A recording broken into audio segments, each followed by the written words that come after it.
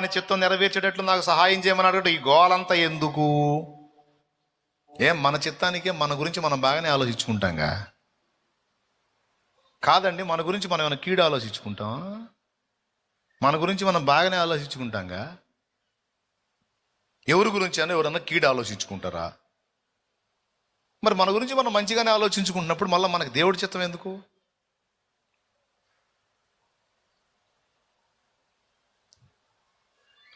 మన గురించి నిజంగా మనకు మంచిగా ఆలోచించుకొని, మన గురించి మనకి మంచి ప్రణాళికలు రచించుకొని, మన గురించి మనకు అన్ని విషయాల్లో మంచి చేసుకునే సత్తా మనకుంటే, ఆ ఛాన్స్ మనకుంటే, అసలు ఆయన చిత్తం కిందికి రండి అని పిలిపే అవసరం లేదు. ఆయన చిత్తం కిందికి రెండర్రా అనే పిలిపే అవసరం లేదు. కానీ మనకు అంత సీన్ లేదు. అది విషయం. అర్థమైందా? మనం అమ్మకు రాబోయి డైరెక్ట్గా చెప్పాలంటే కొనుక్కొచ్చుకుంటాం. అది మన సైకాలజీ. వాళ్ళ నుంచి, ఆదాం హవ్వల నుంచి మనకు వచ్చినది అది. అమ్మకు రాబోయి కొనుక్కొచ్చుకోవటం. అర్థమైందా? ఏం చేసింది వాళ్ళ చిత్తం?